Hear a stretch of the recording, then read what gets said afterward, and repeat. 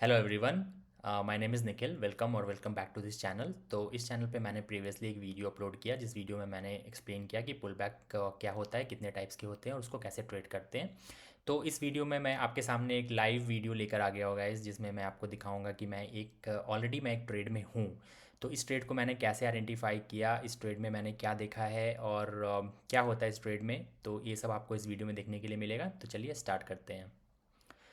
Okay, all right. So guys, पहले सबसे पहले जब आप ट्रेंड ट्रेडिंग करते हो तो आप इम्पल्सिव मूव और करेक्टिव मूव दोनों को देखते हो और उसके बेसिस पे आप करेक्टिव मूव में एक एंट्री प्लान करते हो नेक्स्ट इम्पल्सिव मूव के लिए। ठीक है, तो इस वाले ट्रेड में एक्चुअली ये गोल्ड का चार्ट ओपन किया हुआ है मैं आपके सामने। इस चार्ट में आप देख रहे हो कि ऑलरेडी गोल्ड एक बहुत ही अच्छे डाउन ट्रेंड में है। जैसा कि आप देख रहे हो यहाँ पे बहुत ही अच्छा लोअर लो लोअर हाई का फॉर्मेशन हो रहा है एंड गोल्ड यहाँ से काफ़ी अच्छा फॉल दिखाया है। तो अब मैंने इस यहाँ पे प्लान कैसे किया कि कैसे यहाँ पे ट्रेड करूँ, क्या करूँ। तो इसको एक अपॉर्चुनिटी को आइडेंटिफाई करने के लिए मैंने यहाँ पे पहले अपना एक बायस क्रिएट किया। तो बायस बेसिकली क्या होता है, जिसमें आप ओवरऑल ट्रेंड को आइडेंटिफाई करते हो, उसके बाद आप देखते हो कि इम्पल्सिव मूव चल रहा है या करेक्टिव मूव चल रहा है या फिर इम्पल्सिव और करेक्टिव मूव के बीच में कुछ हो रहा है जहाँ पे कि कोई ट्रेडिंग अपॉर्चुनिटी है ही नहीं। तो इन सब चीज़ों को आइडेंटिफाई करने के बाद एक ऐसा एरिया ढूंढना होता है जहाँ से सप्लाई एरिया या डिमांड एरिया ढूंढना होता है। अगर आप डाउन ट्रेंड में हो तो ऑब्वियसली आप सप्लाई एरिया फाइंड आउट करोगे, जो एक एरिया ऑफ इंटरेस्ट होता है या फिर उसको आप बोल सकते हो पॉइंट ऑफ इंटरेस्ट होता है, जहाँ पे बहुत सारे सेलर्स एक्टिव हो जाते हैं डाउन ट्रेंड में। बिकॉज अगर आप वो ऑलरेडी ट्रेंड अप ट्रेंड में है तो वहाँ पे आप कहीं पे भी जाके सेल नहीं कर सकते हो, राइट। तो इसके लिए आपको एक एरिया आइडेंटिफाई करना होता है। तो मैंने कैसे एक एरिया आइडेंटिफाई किया ये मैं आपको दिखाता हूँ। तो ये बहुत ही सिंपल था यहाँ पे आइडेंटिफाई करना कि मेरा बायस क्या रहेगा। ये एक डाउन ट्रेंड है तो डाउन ट्रेंड में मेरा बायस रहेगा कि मैं सेल करूँगा। और मेरे पास कोई इमीडिएट सपोर्ट लेवल भी नहीं दिख रहा है नीचे, जो जिसकी वजह से मुझे इस जो भी जिस मूव को मैं एंटिसिपेट कर रहा हूँ, इस मूव को आने के लिए कुछ भी हर्डल नहीं है मेरे पास। ठीक है, तो यहाँ पे जब मैंने देख लिया कि ये डाउन ट्रेंड है तो मैं छोटे टाइम फ्रेम पे जाता हूँ, 15 मिनट के टाइम फ्रेम पे। और यहाँ से आप देख सकते हो कि यहाँ पे आपको अगर याद होगा प्रीवियस वीडियो में मैंने बताया था कि एक तरह का पुल बैक होता है जिसको हम बोलते हैं liquidity sweep. Sweep, pull back SVEEP.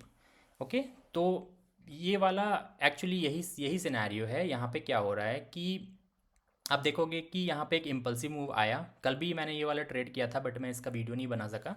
But yes, no problem. यहाँ पे आज मैं जो आपको वीडियो दिखा रहा हूँ इसमें मैंने ये लाइव ट्रेड लिया हुआ है। ठीक है, तो इस वाले ट्रेड में क्या हुआ है कि ऑलरेडी यहाँ से एक इम्पल्सिव मूव आ चुका है, मार्केट ने इम्पल्सिव मूव दिया था कल। और उसके बाद ये वाला जो मूव दिखा रहा है this is nothing but a corrective move. तो करेक्टिव मूव में आपको कुछ नहीं करना होता है, क्योंकि अगर आप यहाँ पे ट्रेड करोगे तो ये एक अगेंस्ट ट्रेंड के अगेंस्ट ट्रेडिंग हो जाएगी। तो मैं कल से वेट कर रहा था कि यहाँ पे एक करेक्टिव मूव आए और प्राइस अगर यहाँ पे अपने वापस से एक सप्लाई जोन को अप्रोच करता है तो मैं कोई वहाँ पे शॉर्टिंग की अपॉर्चुनिटी प्लान करूँगा।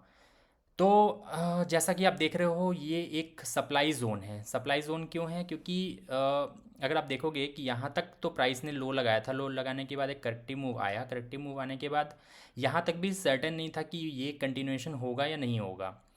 एंड जो ये वाला जो इम्बैलेंस आया है, this imbalance caused from this price point.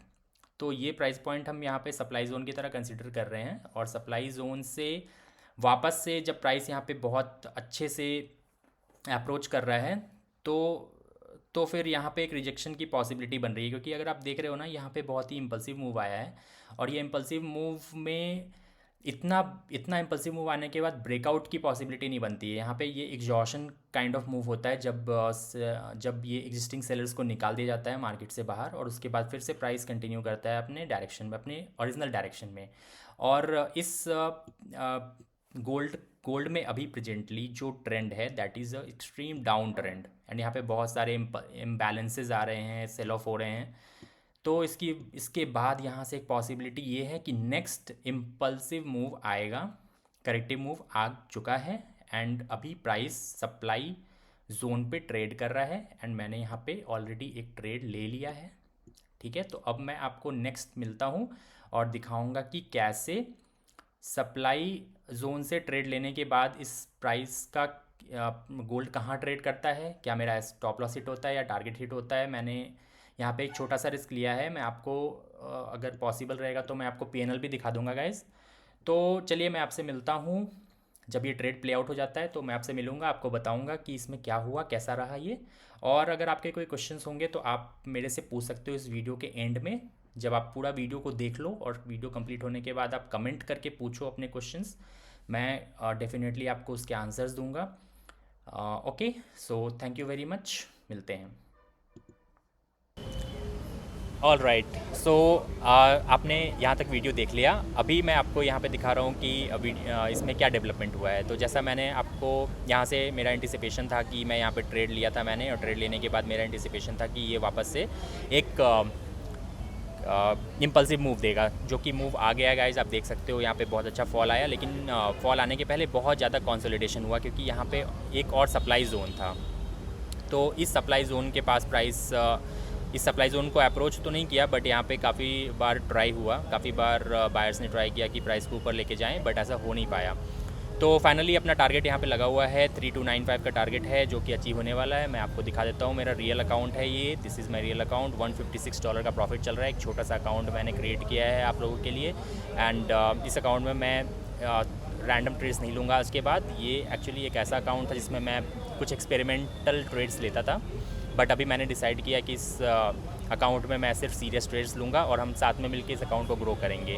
क्योंकि मोस्टली बहुत सारे लोगों का छोटा अकाउंट होता है, तो मैं समझ सकता हूँ कि आप लोग भी मेरे साथ ट्रेड करना चाहो। अगर आप सीख रहे हो तो ऑब्वियसली छोटे अकाउंट से ही ट्रेड करना चाहिए।